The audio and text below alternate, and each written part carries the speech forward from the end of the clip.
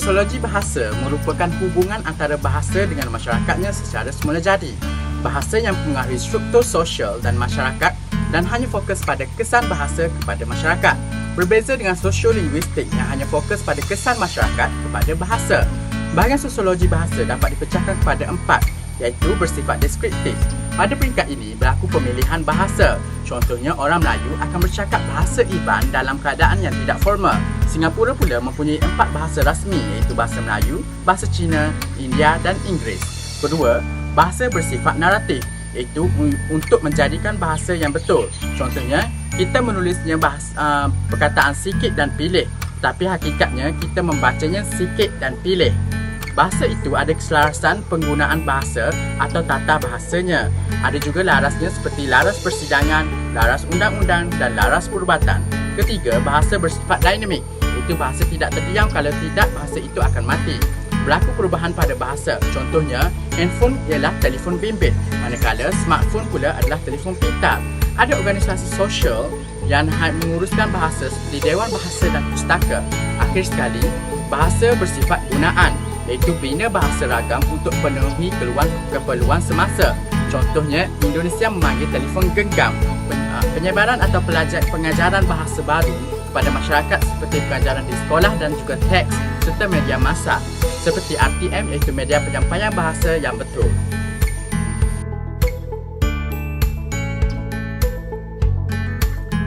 Asas bahasa ialah undang-undang yang ditetapkan oleh pemerintah sesebuah negara yang meletakkan garis panduan berhubung dengan sikap dan penggunaan bahasa dalam konteks kebangsaan.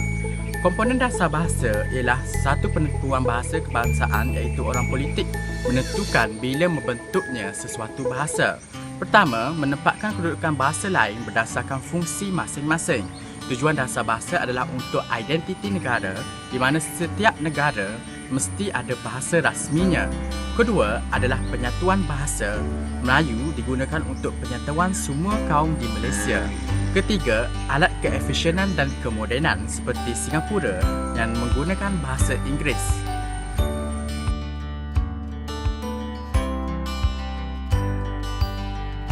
Menentukan dasar bahasa merupakan salah satu perancangan bahasa. Perancangan bahasa adalah perbuatan melakukan sesuatu tindakan dengan diatur terlebih dahulu terhadap tabiat manusia dan keperluan manusia yang berkaitan dengan cara manusia berkomunikasi, menyampaikan idea dan jati diri bangsa dan negara. Masalah bahasa menurut Neptuni 1968. Pertama, hubungan timbal balik antara kod bahasa dengan bahasa, iaitu Malaysia pernah dijajah oleh British. Berlaku percampuran kod antara kedua-dua bahasa. Kedua, hubungan kod bahasa dengan pola-pola sosial yang lain, iaitu masalah percetakan seperti ba, waw, mim menunjukkan bom atau bumi dalam tulisan Jawi. Ketiga, hubungan dengan komunikasi bukan verbal, iaitu dari segi pemilihan dan pembakuan bahasa.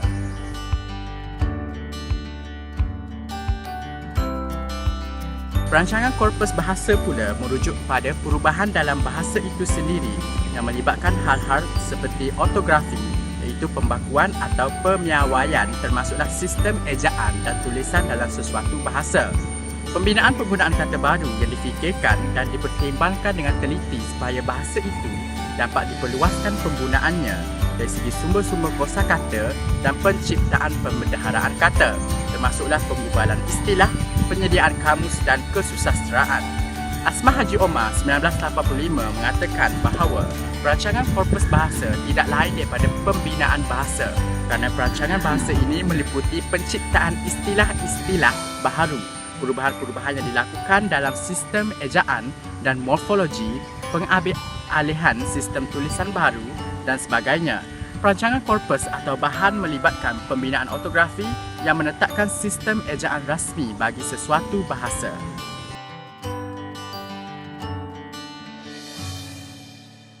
Badan yang terlibat dalam perancangan bahasa seperti Dewan Bahasa dan Pustaka, Jawatankuasa Tetap Bahasa Malaysia, MBIM atau MABIM, Unit Bahasa dan Maktab Bahasa.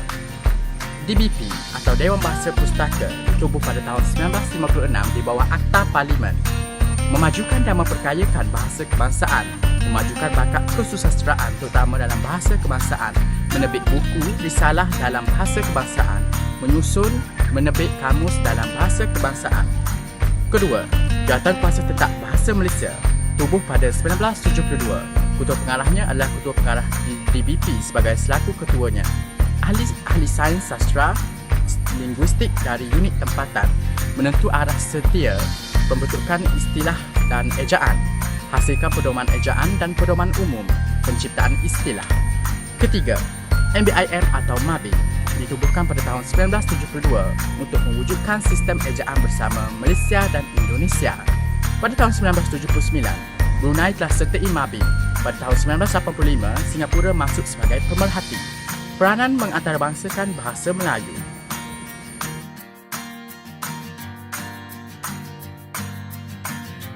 Sistem ejaan sekolah menjadi ejaan baru pada tahun 1972 bukanlah perubahan pertama semenjak David Barbosa, seorang kapten tentera Portugis di Melaka, Tanah Melayu pada 1516, kata-kata bahasa Melayu sudah dituliskan dengan huruf Latin. Hingga ke sistem ejaan baru 1972 itu, ejaan Romi kita telah berubah sebanyak 21 kali hingga 10 kali dalam bentuk tidak bersistem, iaitu diejakan semata-mata menurut daya telinga dan lidah sahaja, dan 11 kali dalam bentuk sistem yang diatur menurut kehendak ilmu pengetahuan untuk persekolahan dan penyebaran am.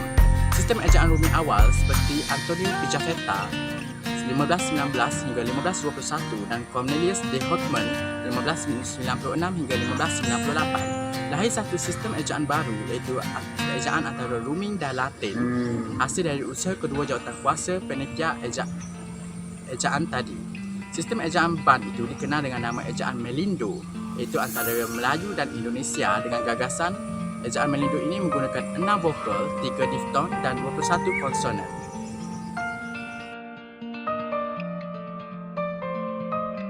Merupakan salah satu aspek terpenting dalam pembinaan bahasa Melayu.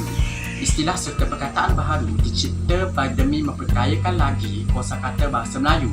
Namun ia berubah bila timbul kesedaran akan keperluan dan kepentingan peristilahan.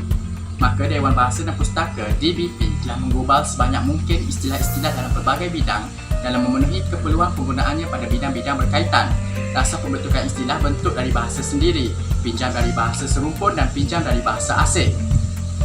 Kaedah yang digunakan adalah pinjam terjemah, terjemah secara memindah langsung, terjemah secara memindah makna, terjemah dengan konsep pengertian sedia ada dalam bahasa Melayu, menyamakan dengan kata yang sedia ada dalam bahasa Melayu, menghidupkan dan memperkenalkan kata sedia ada dengan sesuaikan dengan kehendak dan konsep baru.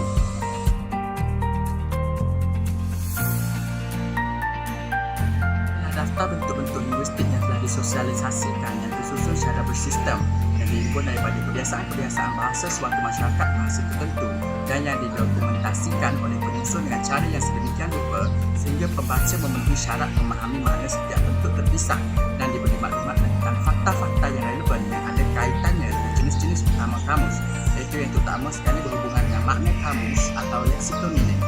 Jenis kamus seperti kamus eta bahasa, kamus bahasa, kamus ensiklopedia, kamus etimologi, dan kamus istilah serta banyak lagi.